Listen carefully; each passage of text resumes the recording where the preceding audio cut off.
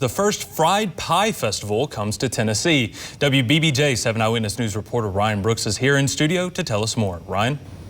That's right, Garrett. This weekend, West Tennesseans were concerned about one thing and one thing only: pies, and lots of them. I don't know what you're doing for the weekend, but I'm at the Fried Pie Festival. Actually, I have a fried pie in my hand. It's actually the first Fried Pie Festival here in Tennessee, but I'm not just at the Fried Pie Festival. I'm up under Bayou Billy's Dixie Sweet Tea, and it's been around since 1953, and we're glad to have him here with us. The sweet tea is just the beginning of what you can expect at this occasion. The Fried Pie Festival hits the niche for Southern hospitality. This event brings in over 6,000 people for just Saturday out of a 3-day weekend festival. We just wanted to have something that was quintessentially Southern. A lot of people don't know what fried pies are in other parts of the world, and so it just seemed like a perfect fit for us. But with a first-year festival, you don't know what the turnout will be. It really could be anything.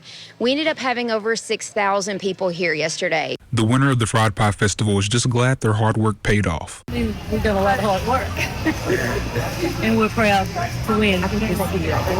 Over 5,000 pies are made using over 30 pounds of flour. Money is raised for a multitude of charities, and activities include a car show with over 100 participants, the Miss McNary County Beauty Pageant, a talent show, games for the kids like the Corn Box, many food trucks, and lots of vendors. Every person frying pies was a volunteer, and we are so grateful to them because we could not cook them as fast as people were buying them. So we just really appreciate the enthusiasm and the support that the community turned out with. The founder of this one-of-a-kind classic, Valerie Knight, says that her grandmother is her inspiration for her memories in the kitchen. My grandmother used to make fried pies when I was little, and now my dad does. And amazingly, he was one of the people to volunteer and come and make, and began showing other people how to make them and doing demonstrations. And so I think there's 3 or 4 different teams now that are making my grandmother's dough and are out here making pies for us. It's the first festival of its kind, and the goal is to make it bigger every year.